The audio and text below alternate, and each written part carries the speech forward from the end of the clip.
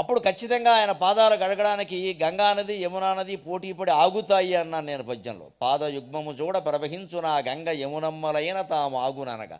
ఎంత వేగంతో ప్రవహించే గంగా నది యమునా నది అయినా ఒక్కసారి బాబాగారి పాదాలు కనపడితే ఇవి గడకుండా వెళితే మన జీవితానికి అర్థం ఏమిటి అని అక్కడ ఆగిపోతాయి. ఎందుకంటే సజ్జనుడు యోగి గంగానది కంటే కూడా గొప్పవాడు. మనం యోగులం కాలేక సజ్జనులుగా ఉండడానికి కూడా మన కుళ్ళు బుద్ధి అంగీకరించక, మన కుళ్ళు బుద్ధిని మనం వదులుకోవడం ఇష్టం లేక, మన రాగద్వేషాలు మనం మానుకోలేక గంగలో మునుగుదామా, గోదావరిలో మునుగుదామా, యమునా నదిలో మునుగుదామా అని అంటాం తప్పితే గంగానది స్పష్టంగా ఏం చెప్పిందంటే భాగవతంలో నవమ స్కంధంలో నవమ అధ్యాయంలో 4వ శ్లోకంలో చాలా స్పష్టంగా గంగానది చెబుతుంది. అమ్మ నీలో పాపాత్ములందరూ స్నానం చేసి పాపాలు పోతాయంటున్నారు కదా, మరి నీకు అంటించినట్టే కదా పాపాలన్నీ, వాళ్ళ పాపాలు నువ్వు తీసుకున్నావు కదా, ఈ పాపాలన్నీ నువ్వెలా భరిస్తావమ్మా అని నారద మహర్షి అడిగితే నేనేం తెలివి తక్కువ దాన్ని ఏమిటి, నాలో సజ్జనులు యోగులు సహృదయులు స్నానం చేస్తారు, ఇవన్నీ పట్టుకెళ్ళి వాళ్ళకి అంటిస్తానని చెప్పింది శ్రీమద్ రమారమణ గోవిందో హరి. ఇప్పుడు గంగలో ఎవడ మునగాలో నిర్ణయించుకోండి. నేను అందుకే మునగను ఎప్పుడు. నాకు అవసరం లేదు, నేను సహృదయుడిని, నాకేం పాపం లేదు, నాకు అవసరం లేదు, మునగాల్సిన పని నాకేం లేదు. నేను కాశీ వెళ్ళినా మునగను, మొహమాటం ఏం లేదు. రికార్డ్ అవుతుందని చెప్తున్నా, రాసుకోండి. కాశీ వెళ్ళినా నేను మునగను. 3 సార్లు వెళ్ళాను, మునగలేదు, నేను వచ్చాను, నష్టమేం లేదు. నాకు నమ్మకం ఉంది, నేను పుణ్యాత్ముడిని, మునగక్కర్లేదు. ఈ మునగడానికి అంత ప్రాధాన్యం ఇవ్వక్కర్లేదండి. ఓ నదిలో మునిగాం, పాపాలు పోయా అన్న, మళ్ళీ ఇంకో నదిలో మునుగుతున్నామంటే ఈ మధ్యలో ఏమైనా చేశామా? మరి పోయే కదా, మళ్ళీ ఎందుకు మునుగుతున్నావు అంటే పోయాయన నమ్మకం లేదు మనకి. ఆశ్చర్యం ఇది. మనమే ప్రచారం చేస్తాం, మనం నమ్మం దాన్ని. మరి నాస్తికుడు ఎవడం అంటే వేరే, మనం ఆస్తికులు. అబ్బెబ్బే మొత్తం పోతాయండి అంటాం మనం. మరి మొత్తం పోయినప్పుడు మళ్ళీ ఎందుకు మునుగుతున్నావు? ఈ మధ్యలో అన్ని పాపాలు చేసావా ఒక నెల అంటే మన అర్థం లేదు. ఈ పాపం పుణ్యం విషయం కూడా మనకేం తెలియదు అసలు. ఏదో చేసామని అనుకుంటాం, పుణ్యము తెలియదు, పాపము తెలియదు. నిజమైన నమ్మకం ఉంటే ఓసారి మునిగిన కూడా మళ్ళీ మునగడు. అయిపోయింది కదా, ఇంకెందుకు మునుగుతావు? గంగానదిని భూమి మీదకి తీసుకొచ్చేటప్పుడే భగీరథుడిని ప్రశ్నించింది గంగాదేవి స్పష్టంగా. భాగవతం 9వ అధ్యాయం 9వ స్కంధంలో ఉంటుంది, 4వ శ్లోకంలో. నచాకం భువనం యాస్యే నరామయ్యామృజంత్యఘం మృజామి తదఘం క్వాఘం రాజంస్తత్ర విచార్యతాం. వ్యాసభాగవతంలో ఉంది ఇది. భగీరథ, నువ్వు భూమి మీదకి రమ్మని అడుగుతున్నావా? ఇంతవరకు స్వర్గంలో ఉన్నాను నేను, హాయిగా అక్కడంతా పుణ్యాత్ములు ఉంటారు, పుణ్యాత్ములే స్వర్గానికి పెడతారు. వాళ్ళెవరూ ఆకాశగంగలో స్నానాలు చేయాల్సిన పని ఏమి లేదు, అనవసరంగా నేను బాగానే ఉన్నాను, వాళ్ళెవరూ కలుషితం చేయలేదు. నన్ను భూమి మీదకి వస్తే ఏం జరుగుతుందో నీకు తెలుసు, గంగలో మునిగితే పాపాలు పోతాయని ప్రచారాలు చేసేస్తారు బాగాను. మొత్తం అందరూ వచ్చి నాలో మునుగుతారు, వాళ్ళ పాపాలన్నీ నాలో గడిగేస్తారు. నిజమే, నేను ఈ పాపాలన్నీ అక్కడ బారబోయాలని అడిగింది, భగీరథుడిని అడిగింది. అప్పుడు భగీరథుడు చాలా గొప్ప సమాధానం చెప్పాడు. నాకు తెలుసమ్మా, నా పూర్వీకులు 60,000 మంది దుర్గతుల పాలై ఉండడం వల్ల నేను ప్రార్థించి ఇక్కడ తీసుకొస్తున్నాను, కానీ ఒక్కసారి భూమి మీదకి వచ్చావంటే నీ గతి ఏమవుతుందో నాకు తెలుసునమ్మా. మా వాళ్ళు తక్కువ వాళ్ళు కాదు, గంగానదిని సైతం కలుషితం చేయగలిగిన గొప్ప మేధావులు ఉన్నారు ఇక్కడ. ఫ్యాక్టరీలు కట్టేసి వ్యర్థ పదార్థాలన్నీ అందులో పారబోసేసి మొత్తం గొట్టాలెట్టి మురికి నీళ్ళన్నీ పంపేసి గంగానది పక్కన మొత్తం మాంసం కొట్లు అన్నీ పెట్టేసి పదార్థాలన్నీ అందులో వదిలేసి రకరకాల చెత్త అంతా అందులో పోసేసి 1కి 10 సార్లు మునిగేసి పుణ్యాలు ప్రచారం చేసి మొత్తం వీళ్ళ ఒంటి దుమ్మంతా దానికి అంటించేసి చేస్తారమ్మా. ఇవన్నీ నాకు తెలుసు, కానీ నువ్వు అందుకు చింతించాల్సిన అవసరం లేదమ్మా. నీకు ఉపాయం చెబుతున్నా, నీ గురించి నాకు తెలుసు, పురాణాల గురించి తెలుసు, తపస్సు చేసేదేనే కదా నువ్వు కనపడింది, తపస్సు గొప్పతనం తెలుసు. సాధవోన్యాశనశాంతాః బ్రహ్మిష్ఠా లోకభావనాః హరంత్యఘం తే అంగసంఘాతే శ్వాస్తే హ్యఘభిద్ధరిహి అన్నాడు. ఇది అర్థమైతే బాబాగారి పాదాలు గంగా యమునాకు అడుగుతాయని నేను ఎందుకు అన్నానో అర్థం. నువ్వేం చింతించాల్సిన పని లేదమ్మా. భూలోకంలో సాధవక సాధువులు ఉన్నారు, సజ్జనులు ఉన్నారు, న్యాసినక సన్యాసులు ఉన్నారు, యోగులు ఉన్నారు, శాంతాక శాంత పురుషులు ఉన్నారు, ఎంత అపకారం జరిగినా కక్ష పెంచుకోనటువంటి స్త్రీలు ఉన్నారు, పురుషులు ఉన్నారు, పరమశాంతమూర్తులు ఉన్నారు, బ్రహ్మిష్ఠాక బ్రహ్మజ్ఞానులు ఉన్నారు. ప్రపంచమంతా ఒక్కటే, బ్రహ్మసత్యం జగన్మిథ్య అని గ్రహించినటువంటి బ్రహ్మజ్ఞానులు ఉన్నారు. లోకపావనాక తమ ఉనికి చేతనే లోకాన్ని పవిత్రం చేయగలిగిన మహానుభావులు ఉన్నారు. సాధవక న్యాసినక శాంతాక బ్రహ్మిష్ఠాక లోకపావనాక. ఎన్ని గొప్ప మాటలు చెప్పాడో చూడండి భాగవతంలో వ్యాసుడు. హరంత్యఘం తే అంగ సంగాత్, వాళ్ళు కూడా నీలో స్నానం చేస్తారు ఖచ్చితంగా. కాబట్టి నీకు దుర్మార్గులు పాపాత్ములు అంటించినటువంటి పాపాలు ఉన్నాయే అవన్నీ వాళ్ళు స్వీకరిస్తారన్నాడు. అప్పుడు మళ్ళీ గంగానది అంది, అదేమిటయ్యా అన్యాయం, అలా అయితే గంగానది దగ్గర ఓ బోర్డు పెట్టాలి, మంచివాళ్ళు ఎవరు స్నానం చేయొద్దని. మరి పెట్టాలి కదా జాగ్రత్తలు. బోర్డు పెట్టినట్టు గంగానది దగ్గర కూడా ఏం పెట్టాలి, సాధువులు ఎవరు యోగులు ఎవరు ఇందులో మునగద్దు మీకు అంటుకుంటాయి. అలాంటి వాళ్ళు మునగరు కదా పాపం. అందుకే చెబుతున్నాడు భగీరథుడు, ఇక్కడ వ్యాస మహర్షి భగీరథుని రూపంలో చెప్పిస్తున్నాడు మనకి. వాళ్ళు ఎందుకు ఈ పాపాలు హరించగలుగుతారు అంటే తే శ్వాస్తే అఘభిద్ధరిహి, వాళ్ళ హృదయాలలో నిరంతరం శ్రీమన్నారాయణమూర్తి నెలకొని ఉన్నాడు, అందుకని వాళ్ళు అన్ని పాపాలు హరిస్తారు. గంగానది పాపాలు కూడా హరించేటువంటి శక్తి నిరంతరం హరినామస్మరణ చేసే వ్యక్తికి ఉంది. అంటే మనం హరినామస్మరణ చేయాలా గంగలో మునగాల ఆలోచించుకో. ఏది తేలికైంది, గంగలో మునగాలంటే 1000 రూపాయలు టికెట్ పెట్టుకుని కాశీ వెళ్ళాలి. హరినామస్మరణ చేయాలంటే రూపాయి ఖర్చు లేదు, ఇక్కడ కూర్చొని చేయొచ్చు. తేలికైన పని కూడా ఇదే, ఖర్చు లేని పని కూడా ఇదే. కానీ మనం ఎందుకు చేయము అంటే మనకి హరినామస్మరణ కంటే కావలసిన నామస్మరణలు చాలా ఉన్నాయి. మనం ఇష్టపడే వ్యక్తుల గురించి మాట్లాడుకోవడం, ఆత్మస్థుతి, పరనంద ఇవన్నీ చేయాలంటే మన హరినామస్మరణ కుదరదుగా. ఇవి మనకి బాగున్నాయి, వాళ్ళని తిట్టుకోవడం, మన పొగుడుకోవడం, ఇవన్నీ చాలా బాగున్నాయి. ఎన్ని జన్మలు మాట్లాడుకున్నా ఇవే విషయాలు మనకు చాలా బాగున్నాయి. ఇవి మానేసి మనం ఊరికే నమశివాయ అని ఎలా అంటామండి? అంత సమయం దుర్వినియోగం చేస్తామా అనవసరంగా, తెలియని వాళ్ళం మనం. అందుకని మనం ఏం చేస్తాం, ఇలా నిరంతరం భగవన్నామస్మరణ చేయలేకుండా ఏదైనా ఉపాయం ఉందా అని అడుగుతాం. కాబట్టి మనకి ఎప్పుడు ఉపాయాలు సిద్ధంగా ఉంటాయి, చెప్పేవాళ్ళు సిద్ధంగా ఉంటాయి. ఒక్కసారి నువ్వు కనుక కాశీ వెళ్ళి గంగలో మునిగితే ఎన్ని పాపాలు చేసినా పర్వాలేదని చెప్పేస్తాడు. పచ్చి అబద్ధం, కుదిరే పని కాదు. అంతకంటే గొప్ప ఉపాయం ఉన్నా మనం ఎందుకు చేయము అంటే ఈ జీవితానికి సంబంధించినటువంటి రాగద్వేషాలు ఉన్నాయి, వీటిని వదులుకోవడం మనకి ఇష్టం లేదు. సమస్య అది, అహంకారం మమకారాలు వదులుకోవడం ఇష్టం లేదు, అందుకనే చేయలేం మనం. బాబాగారు ఎందుకు కాలిమి కాలేసుకుని హాయిగా ఉంటారు అంటే హరినామస్మరణ ఏమిటి, ఆయనే హరీశ్వరూపుడు స్వయంగా. ఆత్మధ్యానం చేయాలని ఇంకేం ధ్యానం చేయాలి? శ్రీ మహావిష్ణువైనా, శివుడైనా, రాముడైనా, కృష్ణుడైనా ఎప్పుడైనా ధ్యానాన్ని కూర్చుంటారు బాబాగారు అంటే ఎవరు ధ్యానిస్తారు? వాళ్ళు ఆత్మను ధ్యానిస్తారు, ఇంకంతకంటే ఎవరు ధ్యానించడానికి. బాబాగారు దేవుణ్ణిను విష్ణుమూర్తితో దేవుణ్ణి ధ్యానించారు, ఆత్మధ్యానం అంటారు దాన్ని. ఆ స్థితికి పెడితే మనం చేసేది అదే.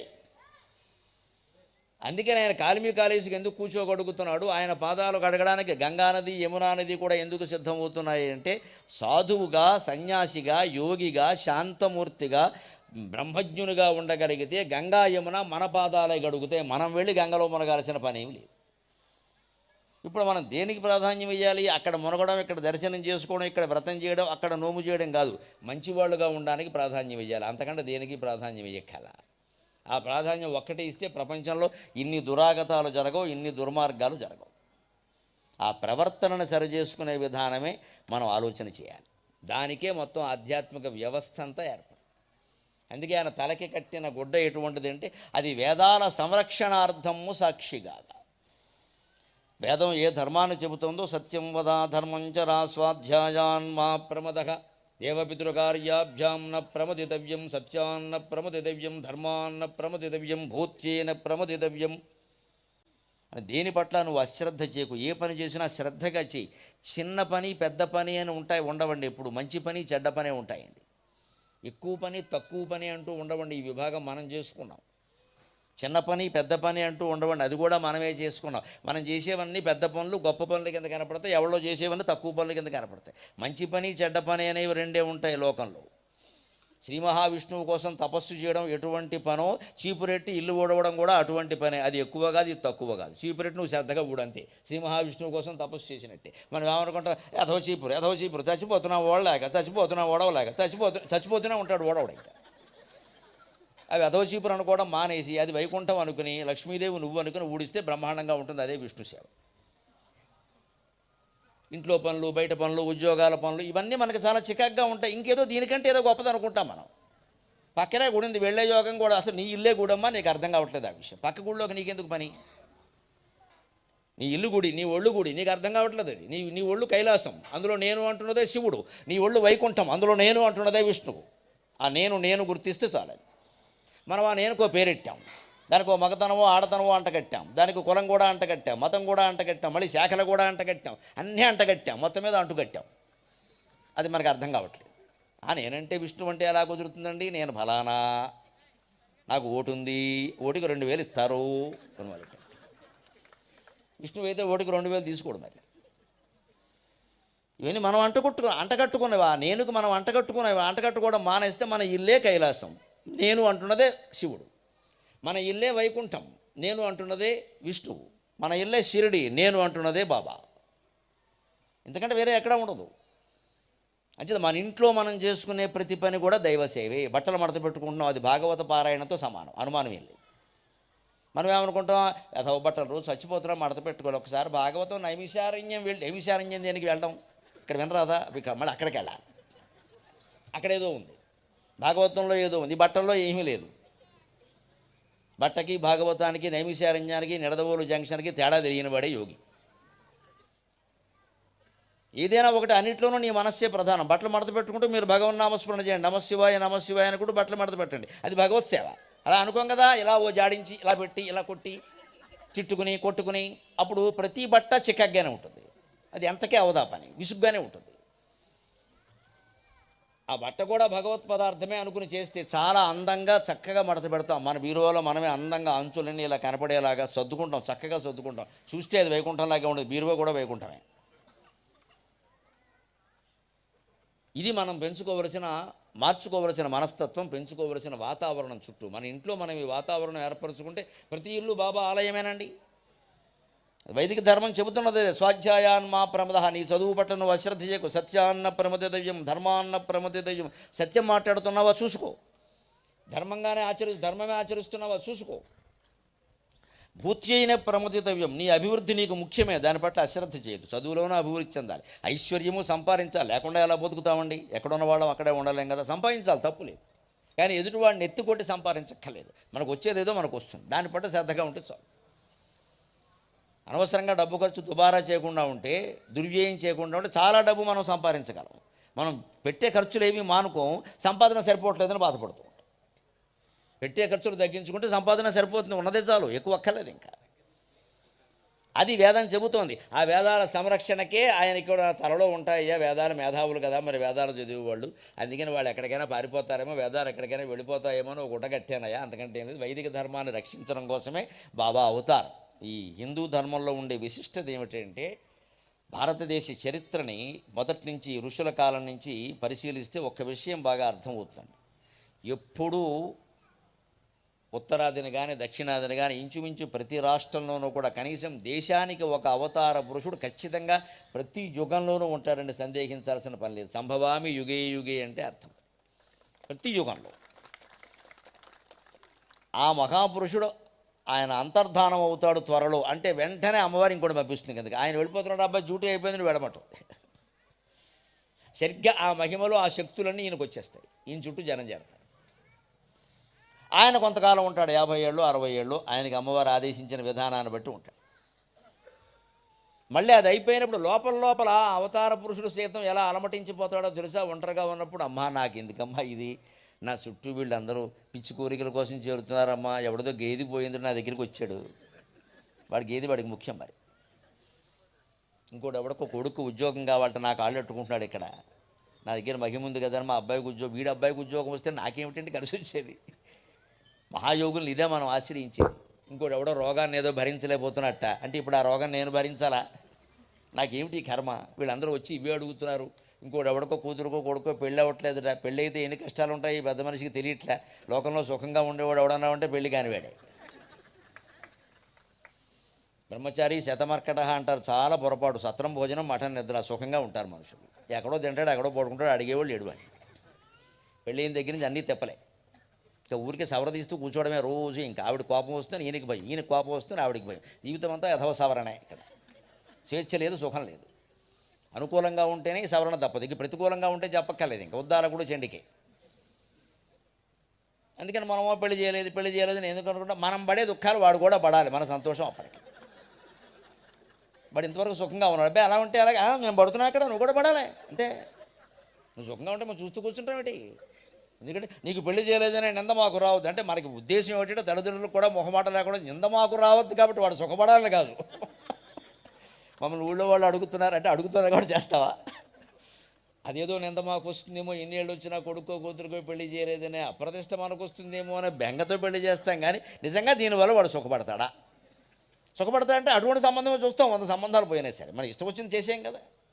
అలా చూడాలి కదా, మరి దొరికిందని చేసేస్తే అలాగే అలా ఆలోచన చేస్తాం కదా, వాడు సుఖపడాలి కదా, ఇప్పుడు ఉన్నదానికంటే సుఖంగా ఉండాలి, దానికి ఇలాగే ఉండొచ్చు కదా. ఇది ఆలోచన చేయాలి మనిషి. ఈ పిచ్చి కోరికల కోసం కాదండి యోగుల దగ్గరికిను స్వామీజీల దగ్గరికి తపస్సంపన్నుల దగ్గరికి చేరాల్సింది. బాబా లాంటి వాళ్ళు కూడా ఇలాంటి భక్తుల పిచ్చి కోరికల వల్ల ఇబ్బంది పడ్డారు. ఈయన ఎంత చెప్పినా జ్ఞానం ఎక్కదు వాళ్ళకి. మీరు బాబా చరిత్రలోనే అర్థమవుతుంది. రేపు మా ఇంటికి రావాలని ఒక ఆవిడ బాగా బతిమాలింది బాబాని. రేపు వస్తానమ్మా, ఎడుతున్నావు కదా అన్నాడు ఆయన. ఆవిడ మొత్తం 16 రకాల పిండి వంటలు ఉండేసి 16 ఫలాలు నవ్వులాగా 16 పళ్ళేళ్ళే పెట్టేసి సిద్ధం చేసింది. బాబాగారు ఇవన్నీ తింటాడని ఆవిడ ఉద్దేశం. తింటే ఇంక బాబా ఉండడు ఇక్కడ. అవన్నీ పెట్టి సిద్ధం చేసింది. ఆ సమయానికి ఒక కుక్క వచ్చింది అక్కడ, అంతే చావ కొట్టేసింది పట్టుకుంది. బాబా కోసం పెట్టి నువ్వు తింటావా దిక్కుమాలింది అని. రాలేదు, బాబా రాలేదు. మన్నాడు వెళ్ళి ఆయన అడిగింది, మాట తప్పావు వస్తానన్నారు. వచ్చానమ్మా అంటే అదేమిటి ఎలా వచ్చావు? ఇగో కొట్టావు కదా. నిన్నెక్కడ కొట్టానని వీపు తీసి చూపించాడు. కుక్కను కొట్టిన దెబ్బలన్నీ బాబా ఒంటి మీద ఉన్నాయండి. అది బాబా, అది బాబా. మనకు అర్థమవుతుందా? 1000 జన్మలు ఎత్తిన ఈ విషయం అర్థమవుతుందా? కుక్క బాబా అంటే. బాబాను కుక్కతో పోలుస్తావా? నాకు కేసెడతారు కూడాను. బాబాను కుక్కతో పోల్చట్లేదు నేను, కుక్క కూడా బాబా అంటున్నాను నేను ఖచ్చితంగా. ప్రతి జీవి బాబాయే, బాబా లేని చోటు లేదు. లేదా బాబా అన్ని చోట్ల ఉన్నాడని మీరు చెప్పలేరు. భగవంతుడు అన్ని చోట్ల ఉన్నాడంటే అర్థం ఏంటి? మీరు ఒక శరీరం పెట్టాక 4 చేతులు 3 కళ్ళు ఏవో ఒకటి పెట్టింది, ఆయన అన్ని చోట్ల ఉండలేడమ్మా. ముక్కంటే అయినా సరే, చతుర్భుజులైనా సరే, ఒక రూపాన్ని మీరు కల్పన చేశాక భగవంతుడు సర్వాంతర్యామి కాలేడు. బహిరంగమైన సవాల్ నిరూపించగలిగితే. ఒక రూపకల్పన మీరు చేశారు అంటే ఆయన సర్వాంతర్యామి కాడు. రూపం లేనివాడే సర్వాంతర్యామి అవుతాడు. మానవుడు ఎంతో దేవుడు అంతే రూపకల్పన చేసిన తర్వాత. ఇదే బాబా, ఇదే విష్ణువు, ఇదే శివుడు, ఇదే రాముడు అని మీరు అన్నాక వాడు సర్వాంతర్యామి కాదు అని మీరు అంగీకరించి తీరాల్సిందే. ఎందుకంటే చేతులు ఉన్నవాడు కాళ్ళు ఉన్నవాడు సర్వాంతర్యామి కాలేడు. ఆ చెయ్యి ఎక్కడుందో అంతవరకు ఆయన పరిమితం, చెయ్యి దాటాక ఆయన కాదు. సర్వాంతర్యామి కావాలంటే రూపం ఉండడానికి వీల్లేదు. నిర్లేప, నిర్మల, నిత్య, నిరాకార, నిరాకుల, నిర్గుణ, నిష్కళ, శాంత, నిష్కామ, నిరుపప్లవ, నిత్యముక్త, నిర్వికార, నిష్ప్రపంచ, నిరాశ్రయ, నిత్యశుద్ధ, నిత్యబుద్ధ, నిరవజ్య, నిరంతర. ఈ నిర్ని 50 నామాలు ఉంటాయి వరుసగా లలితా సహస్రంలో. ఇవన్నీ అరూపమైన నామాలు, అతీతమైన తేజస్సు. బాబాది ఆ తేజస్సు. అందుకని ఆయన కుక్కగాను ఉంటాడు, బాబాగాను ఉంటాడు, బండిగాను ఉంటాడు, బండి నడిపేవాడుగాను ఉంటాడు. ఆవిడ ఆ విషయం గ్రహించలేదు. వస్తానన్న సమయానికి బాబా వస్తాడు అన్నప్పుడు మన నమ్మకం ఎలా ఉండాలి అంటే, వచ్చింది ఎవరో వారు బాబాయే. వచ్చింది ఎవరో వారు బాబాయే. జనకుడు నాగలతో దున్నాడు, సీతాదేవి దొరికింది అంటారు. అది పొరపాటు. నాగలతో దున్నితే ఆవిడ దొరకలేదు. ఆవిడ దొరికే సమయానికి ఈయన దున్నాడు, అది విషయం. సంకల్పం ఆవిడది, ఈయనది కాదు. ఆవిడ ఏ సమయానికి దొరకాలనుకుంటుందో అప్పుడు లక్ష్మీదేవి మనకు దొరుకుతుందా? ఆవిడ దొరికే సమయానికి ఈయన దున్నాడు అంతే. ఈయన దున్నబట్టి ఆవిడ దొరకలేదు. రోజు దున్నాడు, దొరుకుతుంది ఏడి. ఆవిడ ఇక్కడ లక్ష్మీదేవి ఇక్కడ ఆవిర్భవించాలి అనుకుని అక్కడ ఆవిర్భవించింది. లేదా పెట్టెలో ఎలా ఉంటుందండి పసిబిడ్డ? బంగార పద్మం ఉంది అక్కడ. పద్మప్రియే పద్మిని పద్మహస్తే పద్మాలయే పద్మదళాయతాక్షి అని ఉంది అక్కడ. ఆవిడ సంకల్పించింది వీడెవడో దున్నాలి అని. అప్పుడు సంకల్పం కలిగి ఈయన దున్నాడు. ఇది ఆవిడ సంకల్పం లేకుండా ఈయనెవరు దున్నడానికి? ఈయన దున్నితే దొరుకుతుంది ఏమిటి? నెలకేళ్ల పాములును వానపాములు దొరుకుతాయి, సీతాదేవి దొరకదు. అంచేది అది భగవత్ సంకల్పం. భగవంతుడు మన ఇంటికి వస్తానని చెప్పినప్పుడు మనకు ఆ నమ్మకం ఉన్నప్పుడు మనం ఎలా ఉండాలి అంటే, ఎవరు వచ్చారో వారే భగవంతుడు. భగవంతుడు ఒక వ్యక్తి ప్రత్యేకంగా ఉండి ఇక్కడ ఆధార్ కార్డు దానికి పాన్ కార్డు జత చేసి భగవంతుడు ఉండే మన పోటీ కాడమే ఉంటాం ఇక్కడ. దాంట్లో నకిలీ కార్డులు కూడా వస్తూ ఉంటాయి. భగవంతుడికి నకిలీ ఉండదు. ఎందుకంటే ఆయనకు ఆధార్ కార్డు లేదు. జగత్తుకి ఆయన ఆధారం, ఆయన కార్డు ఏమిటి? అంటే భగవంతుడికి ఒక రూపం అనేది ఉండదు. రూపం పిచ్చిని ఎంత తగ్గించుకుంటే భగవంతుడు అంత తొందరగా అర్థమవుతాడు. ఈ రూపమే అన్నామంటే పడిపోయినట్టే లెక్క. అన్ని రూపాలు ఆయనవే అని అనగలిగి ఇప్పుడు ప్రపంచంలో ద్వేషాలు ఎందుకు ఉంటాయండి? నాతో సహా ఎవరికైనా అర్థం కాని విషయం ఏమిటంటే, ఆధ్యాత్మికత ఎంతగా పరిణమిస్తుంది దేశంలో. అత్యాచారాలు ఇక్కడే జరుగుతున్నాయి, ఆశ్చర్యంగా ఉన్నాయి. అవినీతి ఇక్కడే జరుగుతుంది, అంటువ్యాధులు ఇక్కడే ఉంటాయి, అశుభ్రత ఇక్కడే ఉంటుంది. శేషశయ్య మీద పడుకున్నటువంటి మహావిష్ణువును పూజించేవాళ్ళు ఇక్కడే ఉంటారు. పడుకున్న పక్క శుభ్రంగా చూసుకునేవాడు ఇక్కడే ఉంటాడు. ఇప్పుడు మహావిష్ణువుకి దండం పెడతాడు, తన పక్క బాగుందో లేదో చూసుకోడు. మన పక్క దరిద్రం అంటాడు, ఆయన పక్క గొప్పదంటాడు. ముందు నీ పక్క బాగుంటేనే కదా ఆయన వచ్చి పడుకునేది ఇక్కడ. మన ఇల్లు, మన ఒళ్ళు, మన మనస్సు ఇవి శుభ్రంగా లేకుండా భగవంతుడు ఎలా వస్తారండి? అందుకని ఆయన వస్తాను అంటే సరిగ్గా వచ్చానమ్మా, ఈ రూపంలోనే వస్తాను అనుకుంటావు పిచ్చిదాన, కుక్క రూపంలో వచ్చానంటే ఆ రూపంలో ఎందుకు రావడం? ఇప్పుడు ఏం చేయాలి? కుక్క మెళ్ళలో నేనే బాబానని ఓ బోర్డు కట్టుకు రావాలన్నమాట. అది అజ్ఞానం. అంచేత మనకి రూపం పిచ్చి వదులుకుంటే తప్ప దైవతత్వం ఎట్టి పరిస్థితుల్లో అర్థం కాదు. రూపం పిచ్చి ఎప్పుడైతే పట్టుకుందో రూపారాధన ఉంటుంది ఇంకా. దానికి అభిషేకం చేస్తే ఈ పుణ్యం, దీంతో చేస్తే పుణ్యం, దాంతో చేస్తే పుణ్యం, ఇలాగే ఉంటాయి ఇవన్నీ. ఈ అజ్ఞానం నుంచే మనం బయటపడడానికి వేదాల సంరక్షణ అర్హులైననేమి నిరుపేదలైననేమి నా కటాక్షములకు అందరూ పాత్రులని. అంటే నిరుపేదలని ఐశ్వర్యవంతులని ఉండదు ఇక్కడ. అక్కడ ప్రవేశించగానే భగవంతుడికి సంబంధించిన మన అర్హత ఏమిటి అంటే గుళ్ళో ప్రవేశించిన, షిరిడీలో ప్రవేశించిన, ఆయన గురించిన తలంపు ప్రవేశించిన భగవంతుడి దయకి మనం అందరము పాత్రులమే. ఏమైనా పాపాత్ముడు కాబట్టి గుళ్ళోకి వెళ్ళకూడదేమో, లేకపోతే నేను పుణ్యాత్ముడు కాబట్టి నాకు ఎక్కువ అధికారం ఉందేమో అనుకోవడానికి అవకాశం లేదు. అంటే మన అర్హతల గురించి భగవద్ధ్యానం విషయంలో మనం ఆలోచించక్కర్లేదు. నాకు అర్హత ఉందా లేదా, ఈ కులం వాళ్ళకి ఉందేమో, ఆ కులం వాళ్ళకి లేదేమో, నేను ఆడవాన్ని కాబట్టి లేదేమో, నేను వితంతువుని కాబట్టి లేదేమో, నా దగ్గర డబ్బు లేదు కాబట్టి లేదేమో, లేకపోతే నేను ఏదో ఒక వృత్తిలో ఉన్నాను, మాంసం అమ్ముకునే వృత్తిలో ఉన్నాను, నా కుల వృత్తి ఇది చేయడం వల్ల నాకు ఈ పూజ చేసే అర్హత లేదేమో. అందుకే అర్హులైననేమి నిరుపేదలైననేమి షిరిడీ ప్రవేశించనే సకల సుఖ సంపదలను అందగలరు అంటారు. అన్ని రకాల సుఖాలు సంపదలు దొరుకుతాయంటే అర్థం నువ్వు ఒక్కసారి నన్ను ఆశ్రయించడానికి ప్రయత్నిస్తే నువ్వు అర్హుడు అయినట్టే లెక్క. నీ ఆశ్రయం, నీ కోరికే లెక్క అక్కడ. ఇంక వేరే అర్హతలు ఏం లేవు. ఏ ఉద్యోగం చేయాలన్నా, చివరికి ఏ చదువు చదవాలన్నా కొన్ని అర్హతలు ఉంటాయి. ఇంటర్మీడియట్ చదవాలంటే 10th క్లాస్ అయిపోయి ఉండాలి. ఇంజనీర్గా ఉద్యోగం చేయాలంటే బీటెక్ చేసి ఉండాలి. మార్కులు వచ్చినా, చదువు వచ్చినా రాకపోయినా బీటెక్లో మార్కులు రావాలి. మార్కులకి చదువుకి సంబంధం లేదు. మార్కులు మూర్ఖులకు కూడా వస్తాయి. చదువు జ్ఞానం కష్టపడి చదివిన వాడికే వస్తుంది. కానీ వాడు ఉద్యోగం ఇచ్చే ముందు మార్కులు చూస్తాడు. మరి ఏదో ఒకటి ఉండాలి కదా. నేను బీటెక్ చదివానంటే కాదు, ఏదో సర్టిఫికెట్ ఉండాలి, తప్పదు. అందుకని సకల సుఖ సంపదలు అందగలరు అంటే అర్హత, భగవత్ పూజకి అర్హత ఏమిటి అంటే నీ ఆర్తి అర్హత. అంతేకాని దానికి ఏమి విద్యాపరమైన అర్హతలు లేవు. ఋగ్వేదం చదివావా, యజుర్వేదం చదివావా, బీటెక్ చదివావా, ఎంటెక్ చదివావా అని అడగరు. సతంతువా వితంతువా అని అడగరు. నీకు ఐశ్వర్యం ఉందా లేదా అని అడగరు. నువ్వు శుభ్రంగా ఉన్నావా లేదా అని కూడా భగవంతుడు అడగడు.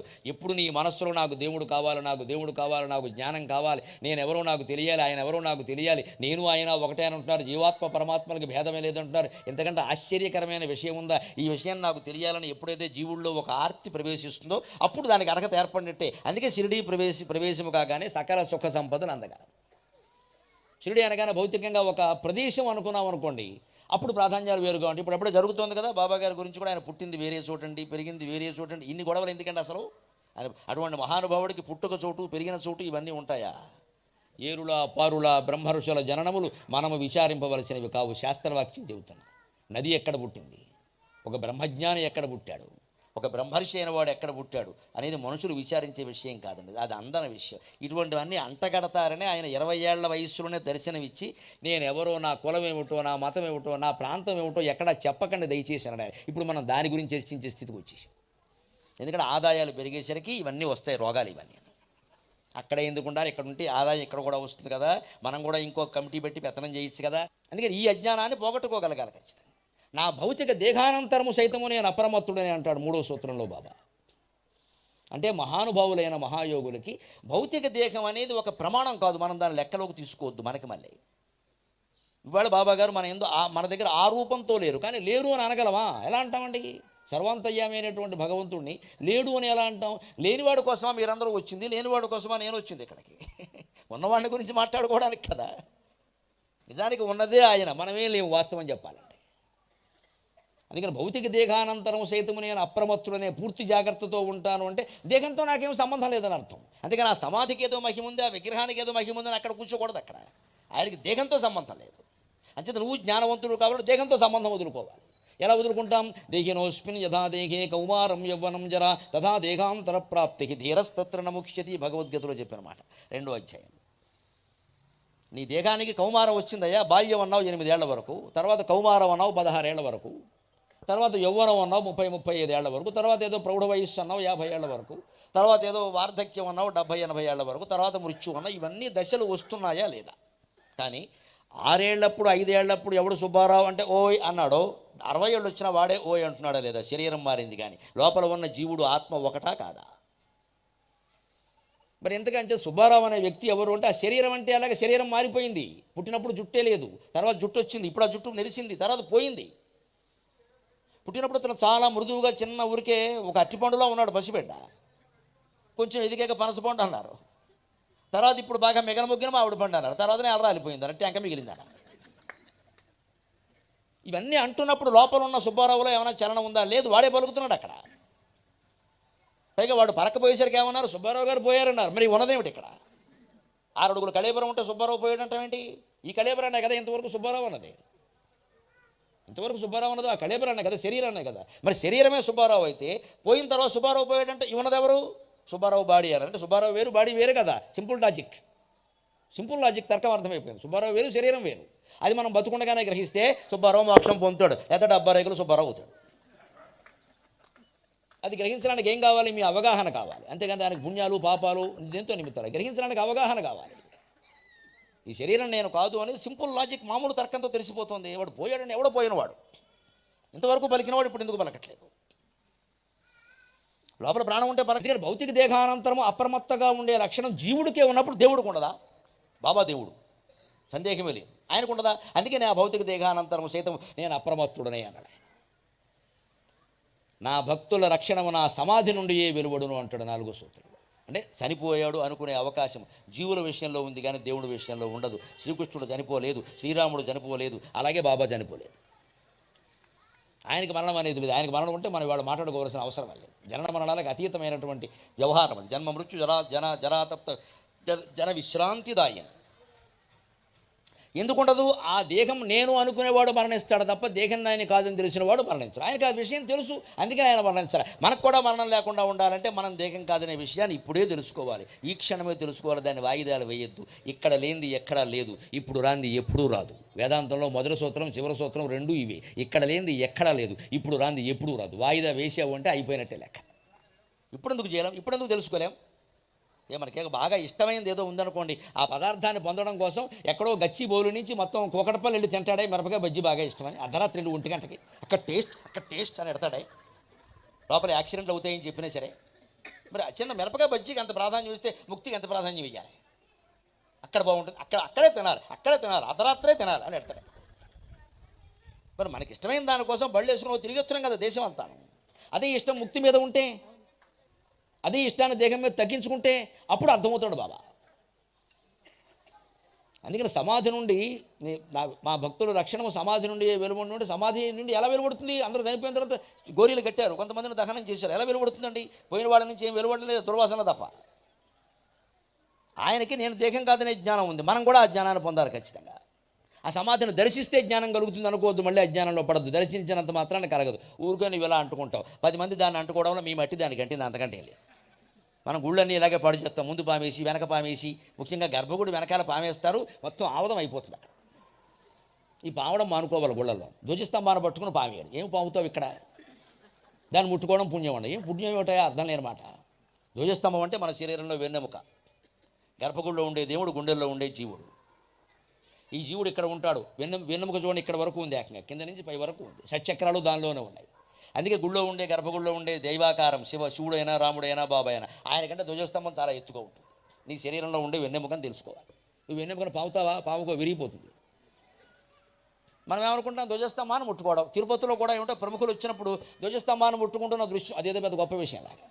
వీళ్ళందరూ ముట్టుకోవడం వల్ల బంగారం రాగైంది. అక్కడ చూసుకోండి వెళ్ళి, మొత్తం అందరూ పామేశారు. రాగి కనపడేది, బంగారం పోయింది. బంగారంలో ఉండే ధ్వజస్తంభాన్ని పాడు చేశారు. మనం ముట్టుకోవడానికి పట్టుకోవడానికి ప్రాధాన్యం ఇస్తే మతం అయిపోయినట్టని లెక్క. అక్కడే ధర్మం ఆధ్యాత్మికత మొత్తం మతం అయ్యేది అక్కడే. మనం వీటికి ప్రాధాన్యం ఇచ్చేస్తామని చెప్పి, నేను అందరికంటే ముందు ముట్టుకున్నా, నేను శుక్రవారం ముట్టుకున్నా, ఇవన్నీ ఉండవమ్మా అక్కడ. నువ్వు ఎప్పుడు ముట్టుకున్నా ఒకటే, ముట్టుకోకపోయినా ఒకటే. అది కాదు కావాల్సింది అక్కడ.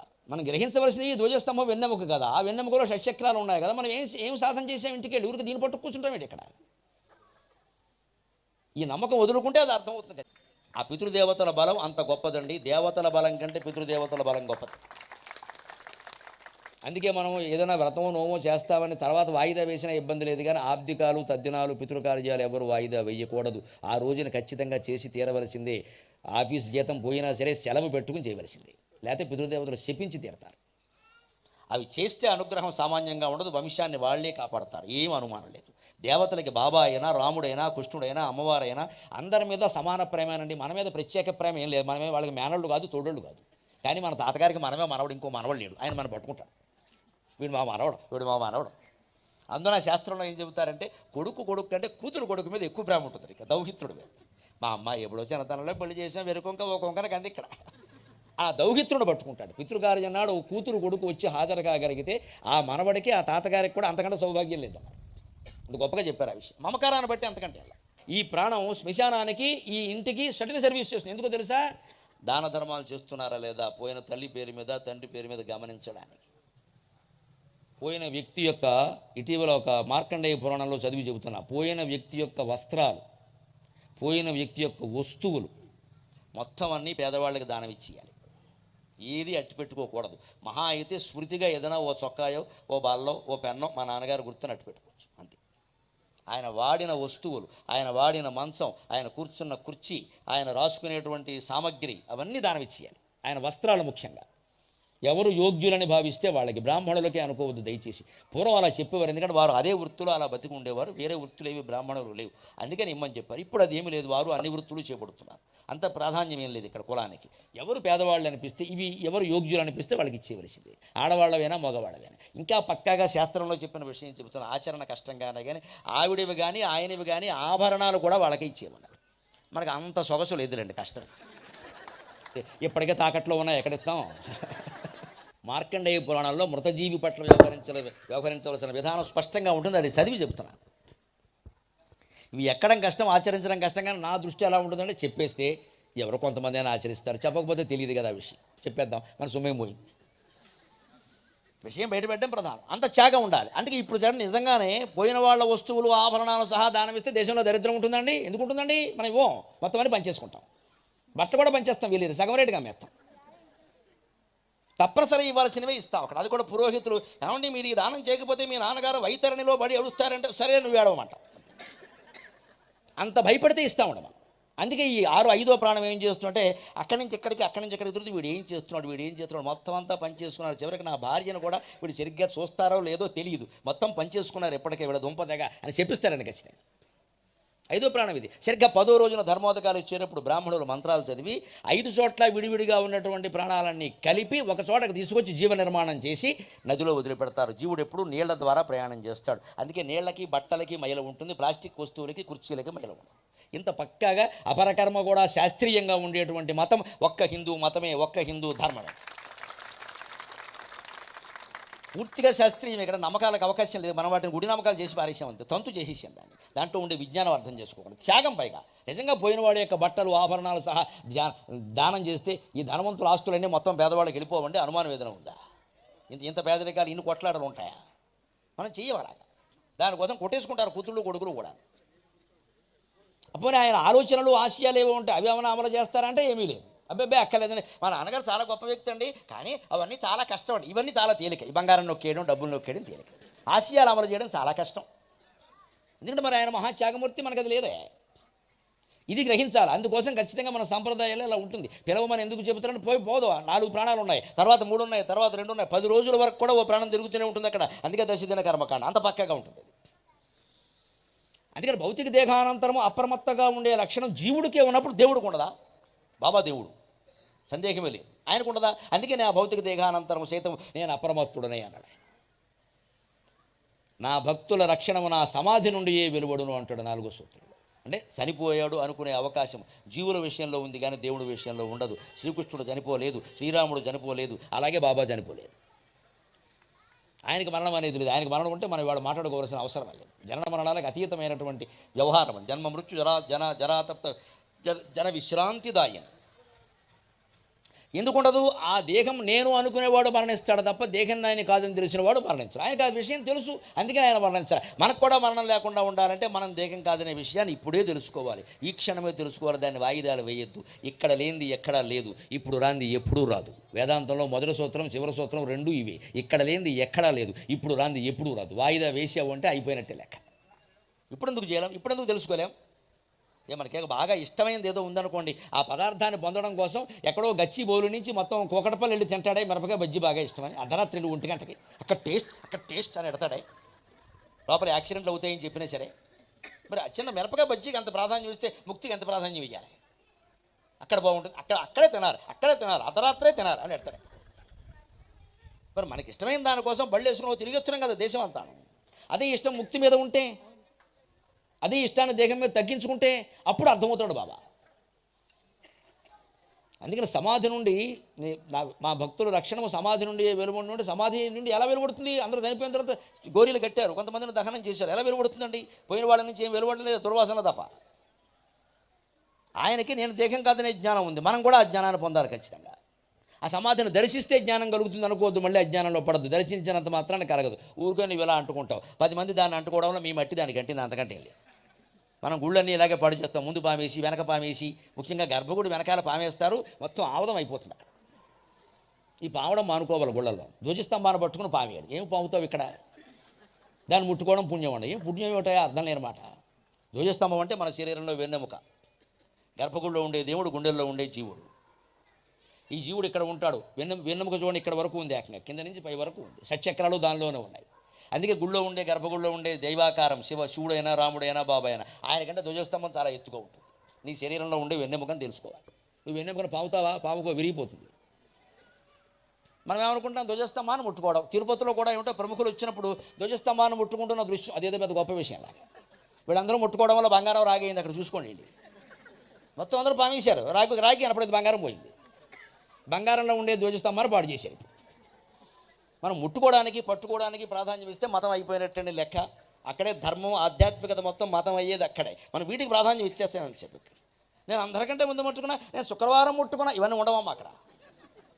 నువ్వు ఎప్పుడు ముట్టుకున్నావు ఒకటే, ముట్టుకోకపోయినా ఒకటే. అది కాదు కావలసింది అక్కడ. మనం గ్రహించవలసింది ఈ ధ్వజస్తంభం వెన్నెముక కదా. ఆ వెన్నెముకలో షట్చక్రాలు ఉన్నాయి కదా. మనం ఏం సాధన చేసాం? ఇంటికి వెళ్ళి ఊరికి దీన్ని పట్టు కూర్చుంటాం ఏంటి ఇక్కడ? ఈ నమ్మకం వదులుకుంటే అది అర్థమవుతుంది.